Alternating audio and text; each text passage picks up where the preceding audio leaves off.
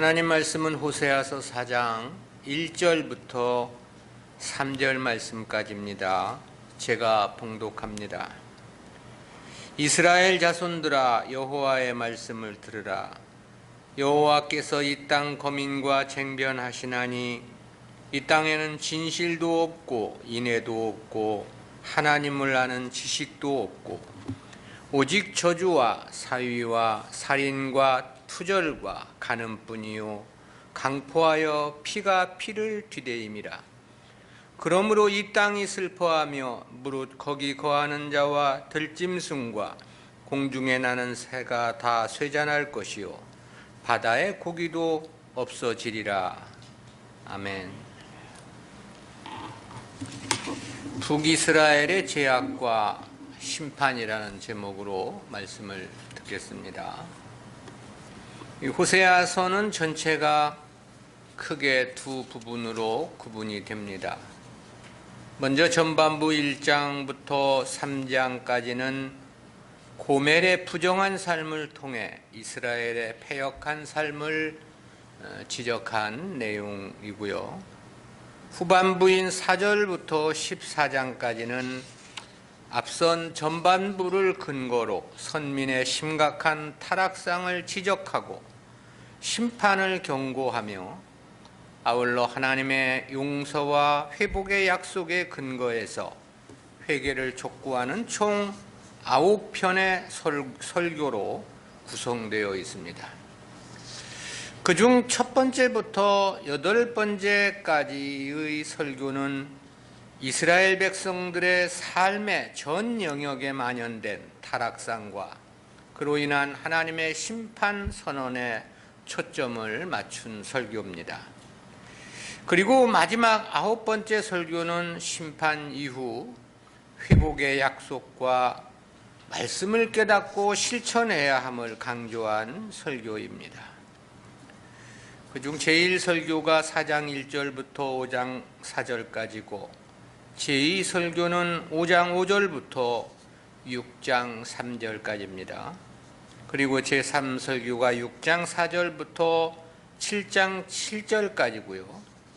제4설교는 7장 8절부터 8장 14절까지입니다.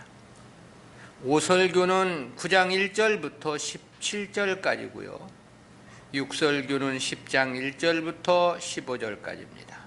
7설교가 11장 12절부터 14절까지고 8설교는 13장 1절부터 16절까지고 끝으로 9번째 설교가 14장 1절부터 9절까지로 그렇게 구성되어 있습니다. 따라서 4장부터는 장별로 구분하기보다는 설교별로 구분해야만 합니다. 총 9편의 설교 중 첫 번째 설교를 상술하면 크게 5주제로 구분이 되는데요.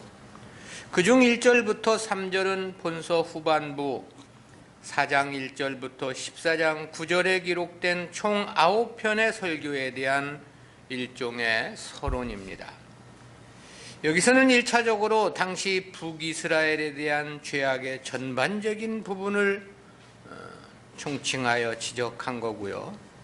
그리고 그로 인한 하나님의 심판의 결과로 북이스라엘에게 기업으로 주어진 가나안 땅이 황폐해질 것임을 선포한 말씀입니다.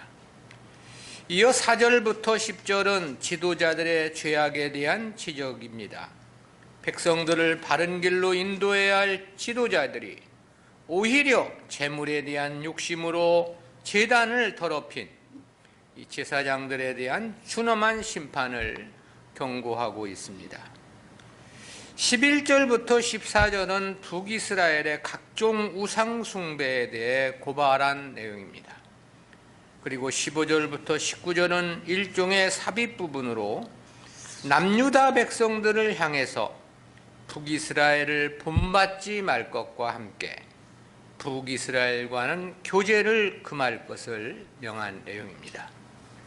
그리고 제1설교의 끝부분인 5장 1절부터 4절은 제1설교의 결론인 거죠. 여기서는 지도자와 백성들의 우상 숭배에 대해 심판을 경고하는 내용으로 되어 있습니다. 따라서 제1설교는 모두 5주제로 구분이 되는데요.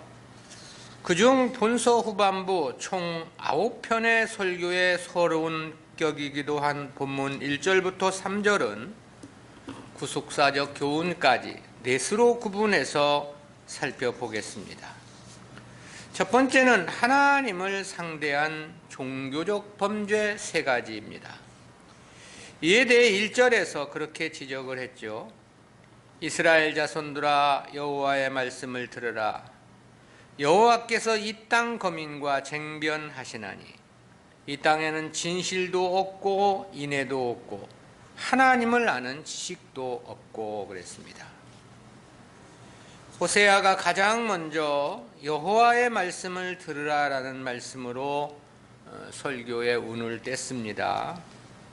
이는 가장 먼저 하나님의 말씀에 경청할 것을 촉구한 말씀이라고 할 수 있습니다.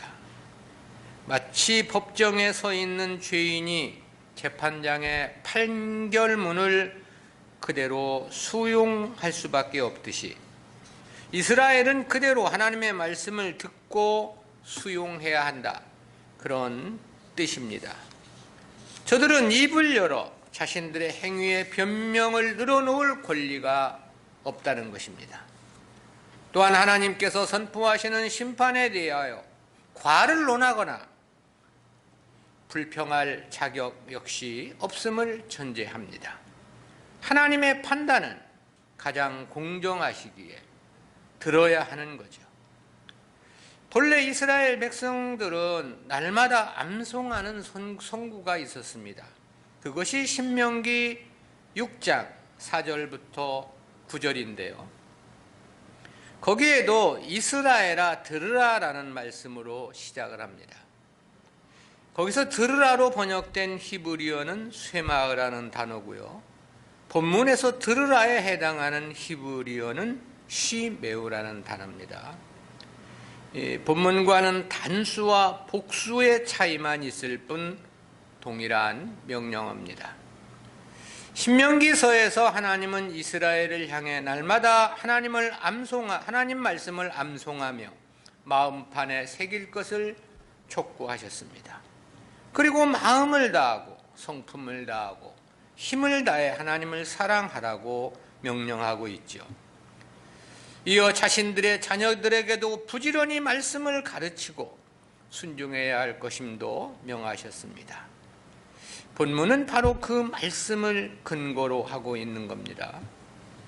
저들이 그처럼 하나님의 말씀을 들었다면 본문에서와 같이 하나님의 정죄와 심판의 말씀은 듣지 않아도 되었겠죠. 그런데 이스라엘은 이스라엘아 들으라고 하신 말씀 자체를 거부했습니다. 그 결과 하나님으로부터 멸망의 선언을 들어야 할 처지에 놓이고 만 거죠. 아울러 이는 오고 오는 모든 세대의 성도들에게도 매우 중요한 구속사적 교훈이 함유되어 있습니다. 그것이 곧 하나님 백성들에게 하나님의 말씀은 반드시 들어야만 하는 운명이라는 그런 교훈입니다. 하나님 말씀을 들을 것을 선언한 호세아는 이어서 여호와께서 이 땅 거민과 쟁변하시나니 그랬죠. 이는 이스라엘이 왜 하나님의 말씀을 들어야 하는지 그 이유에 대한 언급인데요. 그리고 그 이유는 하나님께서 이스라엘을 피고인으로서 기소를 하셨기 때문이라고 말씀합니다. 여기서 이 쟁변하시나니라고 번역된 히브리어의 문자적 개념은 말로써 다투는 싸움을 나타내는 단어입니다. 그런데 많은 문맥에서 송사, 기소, 고소 등의 의미로 사용이 되었습니다. 본문에서도 문맥상 이와 같은 의미로 사용이 된 겁니다. 그래서 영문성경 NJB나 NISV 등은 이를 기소하다라는 의미로 번역을 했습니다. 즉 재판장이신 하나님께서 저들의 죄악상에 대해 친히 기소하심으로 피고된 이스라엘은 그 말씀을 경청해야 한다, 그런 뜻이 되는 거죠. 그리고 이어 저들이 지은 허물과 죄가 무엇인가에 대해서 총 9가지를 나열을 했습니다. 그중 가장 먼저는 저들에게 없는 거 3가지 허물을 1절에서 선고했는데요. 그중 첫 번째가 이 땅에는 진실도 없고 그랬죠. 여기서 이 진실에 해당하는 에메트는 진리나 이 신실함이라는 2가지 의미를 나타내는 단어입니다. 한마디로 신실한 삶이 없다, 그런 뜻입니다. 그렇다는 것은 저들의 신앙 양태가 위선적이라는 그런 의미가 함유되어 있습니다. 그럴 수밖에 없는 것은 저들은 하나님을 섬기면서도 오히려 우상에 더욱 열성을 보였기 때문에 그렇습니다. 두 번째는 인애도 없고 그랬습니다. 이 인애로 번역된 히브리어는 헤세드입니다. 한글 개역개정판 성경에서는 은총으로 번역을 했는데요. 그러나 이는 단순한 긍휼이나 어떤 사랑을 말하는 것은 아닙니다. 하나님의 언약에 기초한 사랑을 가리키는 건데요. 따라서 이는 하나님의 언약이나 약속에 대한 애착이 없음을 지적함이라고 말할 수 있습니다. 성도는 하나님의 약속에 대해서 감동과 감사가 있어야만 합니다. 그리고 그를 향한 간절한 소망도 있어야 하는 거죠. 그것은 성도의 가장 기본적인 요소이기 때문에 그렇습니다. 그런데 이스라엘은 이러한 요소가 전혀 없음을 지적하신 것이죠. 세 번째는 하나님을 아는 지식도 없고 그랬습니다. 하나님 백성들이 하나님을 알지 못함을 지적하신 거죠. 이러한 말씀은 본서에서 중복해서 지적되는 내용입니다. 5장 4절에서도 여호와를 알지 못하는 무지를 지적한 바 있고요. 6장 3절에서도 여호와를 힘써 알아야 한다고 강변하신 바 있고요. 6장 6절에서는 하나님께서 이스라엘에게 진정으로 원하시는 것이 번제가 아니고 하나님을 아는 지식이라고 그렇게 강조하기도 함을 볼 수 있습니다.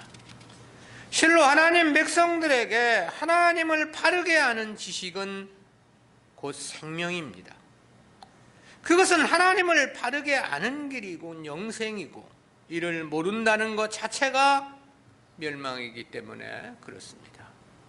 그런데 당시 북이스라엘이 이를 알지 못했다는 거죠. 때문에 하나님은 저들의 죄악을 기소하며 심판을 선포하시고 있는 겁니다. 두 번째는 인간들을 상대한 도덕적 범죄 6가지를 지적을 했습니다. 하나님과 관계된 허물 3가지를 지적한 호세아는 이어 사람과의 관계에서 범한 죄악 6가지를 지적했는데요. 그것이 4장 2절 말씀입니다. 오직 저주와 사위와 살인과 투절과 간음뿐이요 강포하여 피가 피를 귀대임이라 그랬습니다. 이 중 저주로 번역된 히브리어는 알로인데요. 신의 이름으로 다른 사람에게 불행이 임하도록 맹세하며 저주하는 행위를 가리킵니다. 두 번째는 사위를 말했습니다. 이에 해당하는 히브리어 가웨시는 거짓과 속임수로 다른 사람들에게 해를 끼치는 행위를 말하는 겁니다. 마치 오늘날 사용되는 단어로 말하면 사기라고 말할 수 있겠죠. 이러한 거짓된 행위들은 이스라엘 사회에서 수없이 행해졌던 일들로 지적되고 있습니다. 또 사업상의 거래 관계에서도 저울의 눈금을 속이거나 물건의 무게를 속임으로 차익을 남기는 일들도 많았습니다. 그래서 아모스서 8장 5절에서는 에바를 작게 하여 세계를 크게 하며 저울로 속이며 그랬습니다.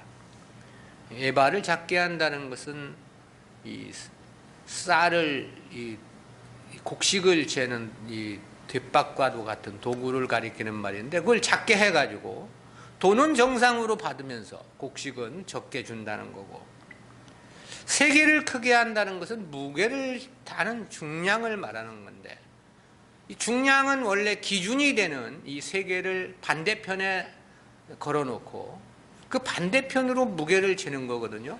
이 세계를 크게 하면 그러면은 이 돈은 많이 받는 거죠. 물건은 적게 주면서도. 이게 다 사기에 해당하는 행각인 거죠. 2장 7절에 보면 아모스서 가난한 자의 머리에 있는 티끌을 탐내며 그랬습니다. 저들이 얼마나 이 세상 것에 대한 욕심이 강했는지를 보여주는 단적인 증거라고 말할 수 있습니다. 세 번째는 살인을 말했습니다. 이에 해당하는 히브리어 라초하의 원형 라차흐는 문자적으로 무언가를 산산조각내는 행위를 뜻하는 어원에서 유래한 건데요. 따라서 이는 사람을 죽이되 적대감을 갖고 매우 잔혹하게 살해하는 행위를 나타냅니다. 이사야 선지자도 이 단어를 사용해서 남유다의 살인 행각이 난무했음을 지적한 바 있고요. 또 예레미야 선지자도 남유다가 멸망하기 직전 이러한 잔인한 폭력이 사회 곳곳에 횡행했음을 지적하기도 했습니다. 넷째는 도둑질을 말했습니다. 도둑질로 번역된 히브리어 카노브의 원형 까나프는 문법 그대로 남의 소유를 불법적으로 훔치는 행위를 뜻합니다. 다섯 번째는 간음을 말했는데, 이에 해당하는 이 나오프의 원형 나아프는 역시 번역 그대로 자신의 아내나 남편이 아닌 다른 사람과 통간을 하는 행위를 의미합니다. 마지막 여섯 번째는 강포하여 피가 피를 뒤대임이라 그랬는데요. 이 강포하여로 번역된 헬라어는 어원상 막혀있던 것이 거침없이 터지는 모습을 나타내는 동사입니다. 창세기 38장 29절에서는 유다의 며느리 다말이 베레스를 출생할 때 자궁을 터치고 나오는 장면을 이 단어로 묘사를 했고요. 열왕기하 14장 13절에서는 성벽이 헐리는 이 광경을 이 단어로 표현하기도 했습니다. 이것이 긍정적인 측면에서 사용될 때는 사람들이 급격히 그 수가 증가하거나 매우 넓은 지역에 흩어져 살아가는 모습 등도 이 단어로 표현되기도 했는데요. 본문에서는 이스라엘의 죄악상이 거침이 없었다는 의미로서 사용이 된 겁니다. 아울러 이 부분은 앞서 언급된 5가지 죄악들이 그처럼 주저함이 없고 멈춤 없이 자행되었다는 뜻이기도 합니다. 그리고 그 결과에 대해서는 피가 피를 뒤대임이라 그랬습니다.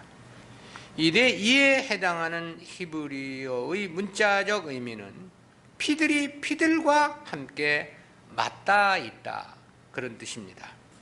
따라서 이는 피가 그 땅에 끊이지 않고 계속 흘러넘쳤음을 강조한 표현입니다. 그만큼 북이스라엘의 범죄가 그 땅에 만연했다는 것을 지적하고 있는 거죠. 실로 더 이상 하나님의 심판을 멈추게 할 수 없는 극악무도한 삶이었다는 단적인 표현입니다.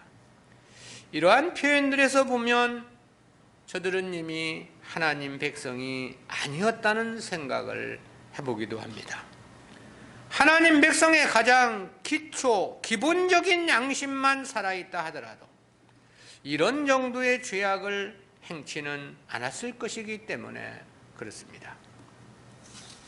세 번째는 이스라엘의 범죄로 인한 심판의 양상입니다. 1절, 2절은 북이스라엘의 죄악에 대한 고발이었습니다. 이어진 3절은 하나님의 심판으로 이스라엘의 생활 터전이 완전히 파괴될 것을 보도한 말씀인데요. 3절입니다. 그러므로 이 땅이 슬퍼하며 무릇 거기 거하는 자와 들짐승과 공중에 나는 새가 다 쇠잔할 것이요 바다의 고기도 없어지리라. 이는 자연 생태계가 완전히 파괴될 것이라는 그런 의미입니다. 본문에서 이 땅이 슬퍼하며 할 때 이 슬퍼하며로 번역된 히브리어의 의미는 슬퍼함과 통곡함을 뜻하는 단어입니다. 특히 성경에서는 사랑하는 사람이 죽었을 때 애곡함을 표현하면서 사용되는 단어입니다. 그런데 본문에서는 땅이 심히 슬퍼하며 통곡한다는 의미로서 사용이 된 거죠. 이처럼 땅이 슬퍼한다는 것은 하나의 묵시문학적 표현입니다. 하늘에서 내리는 비가 중단되어 땅이 바싹 말라 농산물이 다 말라 죽어버림을 비유적으로 일컬은 표현인 거죠. 그런데 그 기근이 얼마나 극심한지 들짐승과 공중에 나는 새까지 다 쇠잔할 것이라고 말씀합니다. 그리고 바다의 고기까지도 없어질 것이라고 말씀을 했습니다. 이스라엘의 범죄와 타락으로 온 피조 세계가 다 저주를 받을 것이란 그런 의미인 거죠. 이와 같은 비근한 예가 북이스라엘 7대 왕 아합 당시에도 있었죠. 아합은 정략적으로 시돈의 공주 이세벨과 결혼을 했습니다. 당시 시돈은 근동 지역에서 매우 강력한 국가였습니다. 때문에 아합은 시돈의 힘을 빌려서 이스라엘의 안녕을 꾀하고자 했던 겁니다. 그러나 그것은 도리어 온통 이스라엘을 바알과 아세라 우상의 나라로 만들어 놓고 말았죠. 수많은 선지자들이 핍박을 받고 죽임을 당하기도 했습니다. 당시 활동했던 엘리야 선지자는 다 죽고 자기만 혼자 남았다며 탄식함을 볼 수 있습니다. 때문에 하나님은 그 시대 3년 6개월 동안이나 비를 내려주지를 않으셨죠. 그리고 그로 인해 이스라엘이 당한 어려움은 그야말로 상상을 초월한 비극이었습니다. 모든 짐승들이 아사 직전까지 이르렀던 것으로 보입니다. 오죽하면 왕까지도 말과 노새가 먹는 꼴을 얻으려고 찾아 헤맨 것으로 그렇게 보도하고 있기 때문입니다. 그러나 그때는 그래도 3년 6개월이 지나자 하나님의 긍휼하심이 있었죠. 그런데 본문에서의 이러한 생태계 파괴는 3년 6개월이 아니었습니다. 그렇다고 36년도 아니었습니다. 3장 4절에 보면 많은 날 동안 왕도 없고 군도 없고 제사도 없고 주상도 없을 것이라고 말했습니다. 여기서의 이 많은 날이란 최소한 185년을 가리킨 표현입니다. 그것은 북이스라엘이 바벨론 포로가 된 연수가 그렇기 때문에 그렇습니다. 가나안은 젖과 꿀이 흐르는 땅이었죠. 특별히 하나님께서 하나님 백성들을 사랑하셔서 주신 축복의 땅이었습니다. 그런데 최종적으로 그 땅이 이처럼 황폐화될 것을 선언하고 계신 거죠. 그야말로 하나님 백성들의 죄는 하나님의 모든 은혜를 무용화시키고 황폐화시키는 결과를 초래함을 보여주고 있습니다. 성도가 하나님의 뜻에 집중해야 하는 이유입니다. 오늘날 전 세계를 휩쓸고 있는 코로나 바이러스의 창궐도 그 근본적인 원인은 교회의 타락에 있음을 간과해서는 안 됩니다. 우리는 이러한 말씀에서 두 가지 구속사적인 교훈을 생각해 봅니다. 첫 번째는 성도와 교회가 하나님의 말씀을 듣는 것은 최우선 과제라는 교훈입니다. 그것은 9편의 설교 중 첫 번째 설교의 서두를 이스라엘 자손들아 여호와의 말씀을 들으라로 시작했음에 함유된 교훈입니다. 이스라엘은 언제나 집회의 시작을 이스라엘아 들으라라는 말씀으로 시작되는 성구의 암송으로 그렇게 시작을 합니다. 신명기 6장 4절에서는 이스라엘아 들으라 우리 하나님 여호와는 오직 하나인 여호와시니라고 되어 있습니다.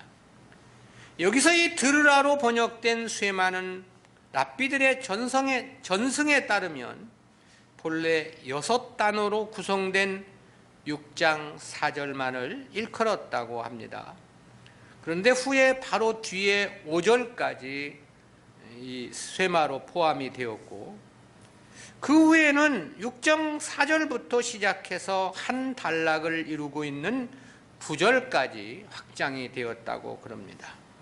그뿐만이 아니고 11장 13절부터 21절까지도 쇠마에 포함을 시켰고 거기에다 민수기 15장 37절부터 41절도 쇠마에 포함시키게 되었습니다. 따라서 신명기 6장 4절부터 9절까지는 제1쇠마라고 호칭되었고요. 그리고 11장 13절부터 21절까지는 제2쇠마가 되는 겁니다. 그리고 민수기 15장 37절부터 41절까지는 제3쇠마라고 불려졌습니다. 유대 랍비들은 신명기 6장 7절에 근거해서 이 쇠마를 아침 저녁으로 암송하는 의식을 제정을 했습니다. 이 쇠마 규정의 준수 여부는 진실된 유대인임을 확인하는 기준으로 삼았던 것으로 전해집니다. 신명기 6장 7절에는 이렇게 되어 있습니다. 내 자녀에게 부지런히 가르치며 집에 앉았을 때에든지 길에 행할 때여든지 누웠을 때에든지 일어날 때에든지 이 말씀을 강론할 것이며 이스라엘은 이처럼 들으라라는 말씀으로 시작되는 쇠마를 중시했던 겁니다.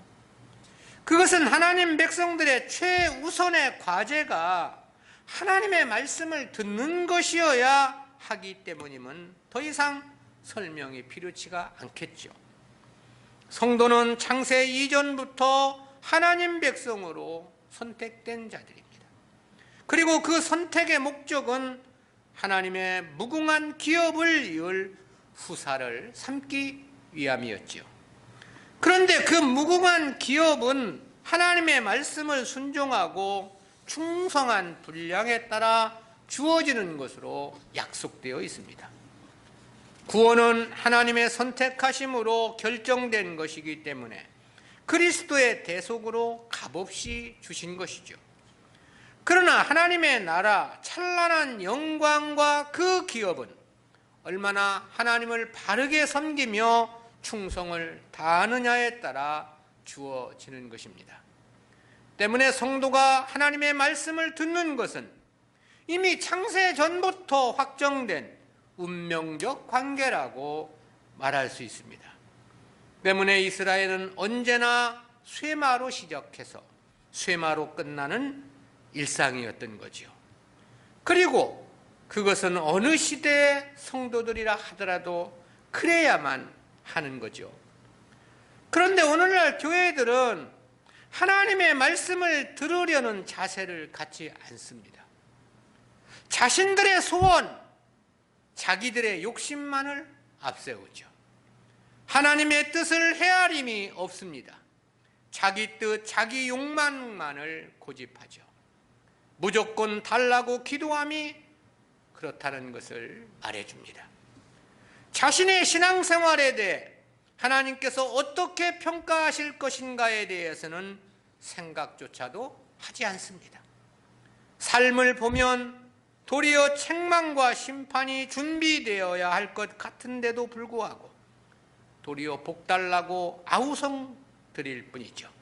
그것이 바로 오늘날의 교회의 행태들이다라는 겁니다. 때문에 코로나 바이러스가 교회를 향한 하나님의 징계임에도 불구하고 교회는 그것을 물러가게 해달라고만 목청을 높이고 있는 형국입니다. 그러나 기독교의 신앙은 그 근본이 듣는 것입니다. 다시 말하면 하나님의 말씀을 듣고 순종함이 그 원리다라는 거죠. 자신의 소원과 다르다 하더라도 들어야 합니다. 자신의 생각에 이해가 되지 않는다 하더라도 들어야 하는 겁니다. 그 길이 망할 것 같은 생각이 든다 하더라도 하나님의 말씀은 들어야 하는 거죠. 순종해야 한다 이 말입니다.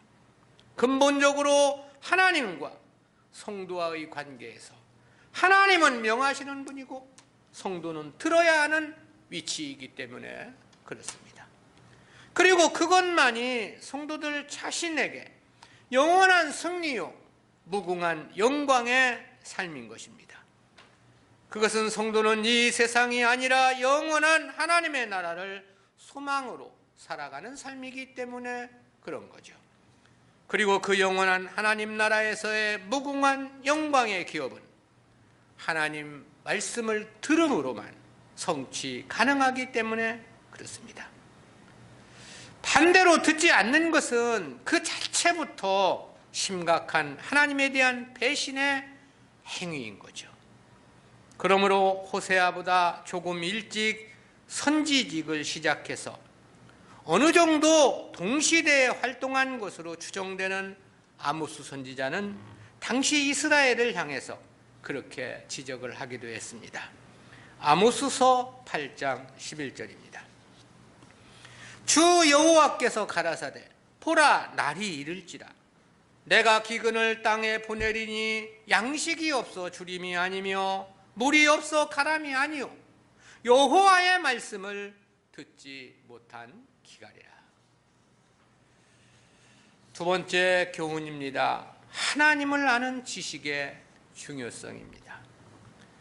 이는 1절에서 호세아가 마지막으로 지적한 바와 같이 이스라엘이 하나님을 아는 지식이 없고라고 한 말씀에 함유된 교훈입니다. 여기서의 하나님을 아는 지식은 앞서 들었던 세마와 동전의 양면이라고 말할 수 있습니다. 그것은 들어야만 하나님을 아는 지식이 생겨지게 되고 또 하나님을 아는 지식이 있어야 듣고 순종할 수 있는 쇠마가 가능하기 때문에 그렇습니다. 사실 대부분의 하나님에 대한 패역과 배신은 하나님에 대한 무지에서 비롯된다고 볼 수 있습니다. 그리고 그것은 반드시 멸망의 나락으로 떨어질 수밖에 없는 결과로 나타나게 되어 있습니다. 이 당시 북이스라엘의 역사가 역시 마찬가지였죠. 저들에게 주어진 모든 것들은 다 하나님께서 주신 것이었습니다.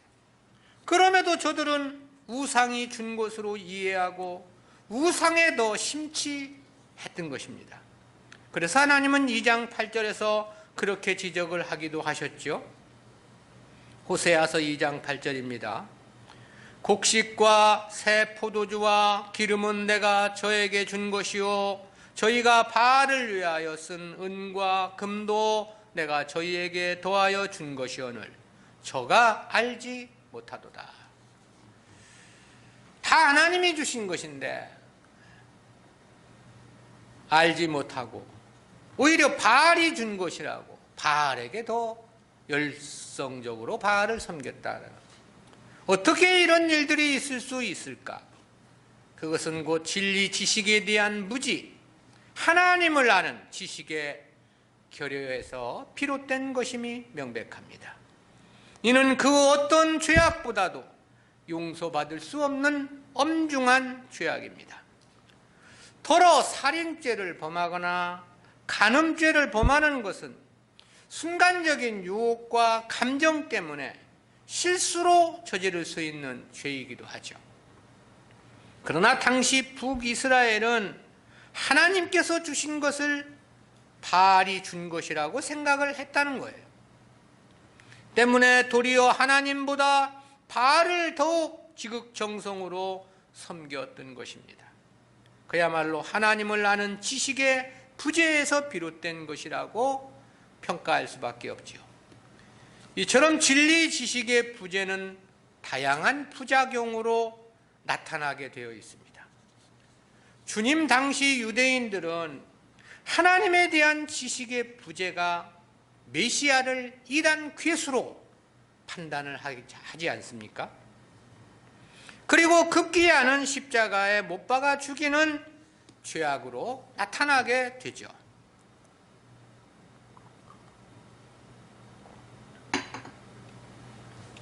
그들의 그러한 신앙생활에 대해서 바울은 그렇게 지적한 바 있습니다. 로마서 10장 2절입니다. 내가 증거하노니 저희가 하나님께 열심히 있으나 지식을 쫓은 것이 아니라. 하나님께 대한 열심은 각별했다는 거죠.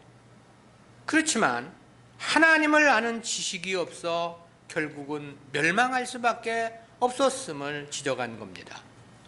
때문에 성도는 하나님을 바르게 아는 일에 모든 것을 걸어야 합니다. 진정한 신앙의 승패가 여기에 달려있기 때문에 그런 거죠. 주님은 이 진리 지식의 가치의 소중함을 교훈코자 남방 여왕을 비유하여 말씀하신 바 있습니다. 이 스바 여왕은 별것 아닌 인간의 지식을 듣고자 만리 타국을 마다하지 않고 예루살렘을 찾아온 것이었죠. 그것도 어마어마한 금은보와 재물까지 선물을 준비하여 솔로몬을 찾았던 것입니다. 그런데 당시 이스라엘은 주님께서 오셔서 말씀을 가르쳐 주심에도 그 가치를 전혀 깨닫지를 못했던 겁니다. 하나님을 아는 지식의 무지가 빚은 참담함이며 비극이라고 말할 수밖에 없습니다. 그런데 이러한 현상은 어느 시대나 있고 특히 말세 지말이라고 하는 오늘의 우리 시대에는 더욱더 극한 현상이 아니냐라는 생각을 갖게 합니다. 교회 안에 세속주의가 도를 넘고 있기 때문에 그렇습니다. 물량주의가 판을 치고 있다는 것이 그것을 말해주고 있는 거죠. 그야말로 하나님을 아는 지식이 전무한 까닭입니다. 오늘 우리는 무엇보다 진리에 대한 가치의 소중함을 알아야 합니다. 이를 모르니 교회에 나와서도 진리는 찾지 않고 돈만 찾고 있는 겁니다. 하나님을 바르게 아는 이 지식의 보배됨을 우리는 알아야 합니다.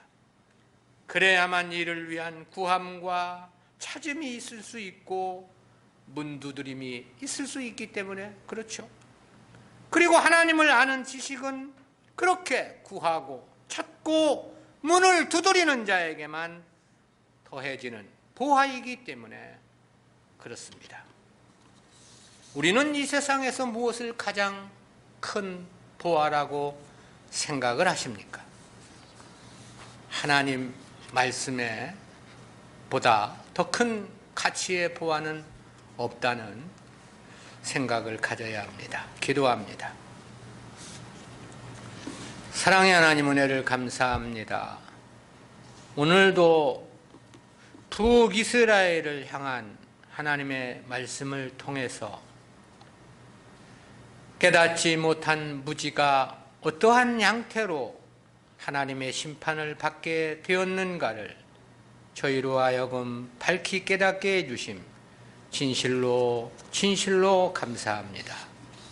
주여, 저희들에게 오직 하나님의 올바른 말씀, 참된 진리만을 깨닫기를 원하오니 주여 함께해 주시며 인도해 주시기를 간절한 마음으로 빌고 소원합니다. 먼저 우리가 하나님의 말씀을 듣겠다는 마음의 자세부터 가질 수 있도록 도와주시고, 하나님의 말씀에 대한 가치를 이 세상의 그 어떤 재물보다 더 큰 가치로 여기는 장성한 믿음의 사람들이 될 수 있도록 도우시며 함께하여 주시옵소서. 감사드리옵고 예수님의 이름으로 기도드리옵나이다.